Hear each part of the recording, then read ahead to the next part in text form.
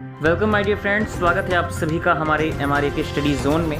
आज हम बात करेंगे live online classes BSc biotechnology की, जिसमें आपको आज हम एनालिसिस कराएंगे आपके सिलेबस के बारे में। जी हाँ, आगे चलते हैं और BSc BT second year biotechnology के सभी पेपर्स के साथ मेनली फर्स्ट पेपर की आज बात करेंगे, बेसिक मॉलिक्यूलर बायोलॉजी, जो कि हमारा मेजर सब्जेक्ट है BSc BT का।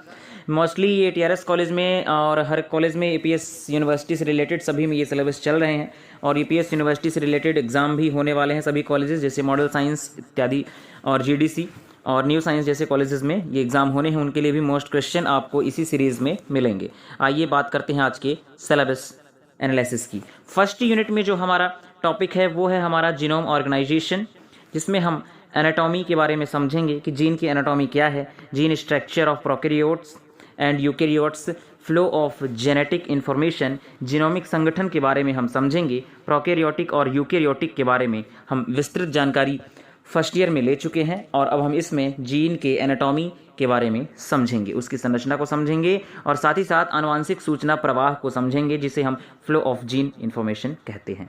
नेक्स्ट जो टॉपिक है हमारा वो है सेल सिग्नलिंग का।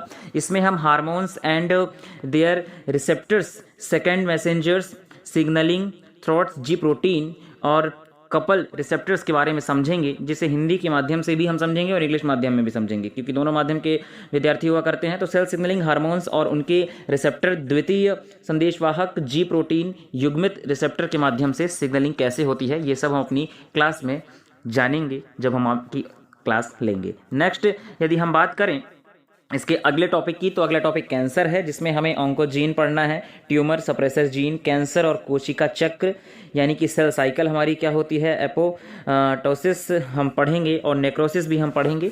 और नेक्स्ट जब हम आपको यूट्यूब पर या फिर अन्य वेबसाइट में आपको जो भी जैसी जानकारी होगी आपको उपलब्ध कराएंगे। नेक्स्ट की बात करें तो हमारा यूनिट नंबर 2 आता है, जिसमें सबसे मोस्ट टॉपिक है हमारा, जो कि एग्जाम में मोस्ट फुल होता है आने वाले एग्जामिनेशंस के लिए। इसको हम अच्छे से तैयार करवाएंगे ताकि APS यूनिवर्सिटी से रिलेटेड स्टूडेंट्स आप सभी एग्जाम को कैरी कर सके अपने अच्छे से। रेप्लिकेशन ऑफ प्रोकैरियोटिक, ये रेप्लिकेशन 12 से थोड़ा सा हटके है, इसमें थोड़ा सा आपको ज़्यादा लिखना होगा और थोड़ा सा इसकी प्रोसेस भी चेंज है। इसमें बात करते हैं प्रोकैरियोटिक एंड यूकैरियोटिक रेप्लिकेशन, ठीक है, model for replication, unit of replication, replication initiation, elongation and termination, replication inhibitors क्या हैं, इन सभी के बारे में हम समझेंगे। यहाँ पे प्रतिकृति अवरोध, प्रतिकृति आरंभ क्या है, लंब वृद्धि क्या है, समाप्ति क्या है, हिंदी में वही सब रहता है जो हम लोग पढ़ चुके हैं। नेक्स्ट आगे हम बढ़ते हैं तो जानेंगे आज की नेक्स्ट टॉपिक जो ये है हमारा, तो DNA रिपेयरिंग का है। इसमें सेकंड टॉपिक सेकंड यूनिट का, तो DNA रिपेयरिंग क्या है, DNA रिपेयरिंग कैसे होती है, इन सभी के बारे में हम जानेंगे। इसमें डायरेक्ट रिवर्सल, एक्सीशन रिपेयरिंग और न्यूक्लियोटाइड और base excision mismatch repair, translesion, DNA संश्लेषण, रिकॉम्बिनेशन रिपेयरिंग और SOS रिस्पांस के बारे में हम सब समझेंगे। और जैसे आगे बढ़ते हैं नेक्स्ट टॉपिक इसमें मिलता है हमको सेकेंड यूनिट में ही, तो DNA रिकॉम्बिनेशन मिलता है हमें इसमें, DNA पुनर्योगज जिसे हम कहते हैं, models for recombination, enzyme and protein involved in recombination में कौन कौन से एंजाइम और प्रोटीन शामिल रहते हैं, उन सभी के बारे में हम समझेंगे। साइट एंड स्पेसिफिक रिकॉम्बिनेशन, स्थल कैसे होते हैं रिकॉम्बिनेशन के लिए, रिकॉम्बिनेशन प्रोसेस कैसे की जाती है, इन सब के बारे में हम समझेंगे। नेक्स्ट जो थर्ड यूनिट है हमारा ट्रांसक्रिप्शनल, तो ट्रांसक्रिप्शन में क्या होता है कि हमारा प्रोकैरियोटिक एंड यूकैरियोटिक के ट्रांसक्रिप्शन के बारे में हम इसमें समझेंगे। इसमें RNA polymerase, general and specific transcription factors के बारे में पढ़ेंगे हम, प्रोमोटर्स, इंसुलेटर्स और हमारा जो रिसेप्टर्स होते हैं उनके बारे में हम पढ़ेंगे और इनहिबिटर के बारे में हम पढ़ेंगे।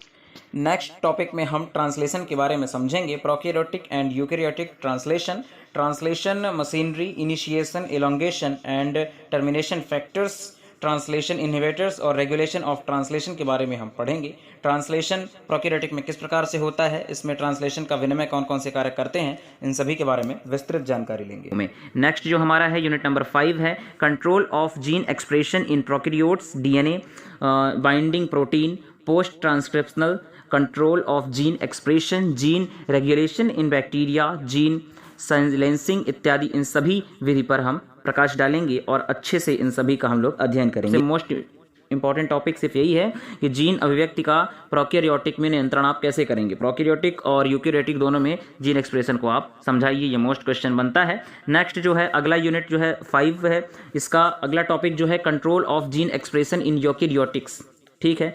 एनहेंसर और क्रोमेटिक इन रिमॉडलिंग, इसमें हम सभी को पढ़ने को मिलेगा। नेक्स्ट टॉपिक है इसमें म्यूटेशन के टाइप कितने प्रकार के होते हैं, इसके प्रभाव क्या होते हैं, कौन कौन से इसके हानियां होती हैं, क्या इसके लाभ होते हैं, इन सभी के बारे में हम अच्छे से अपनी नेक्स्ट क्लास में पढ़ेंगे। तो आप सभी हमारी यूट्यूब चैनल को सब्सक्राइब करके ज्वाइन करें और ज़्यादा से ज़्यादा लोगों तक शेयर करें।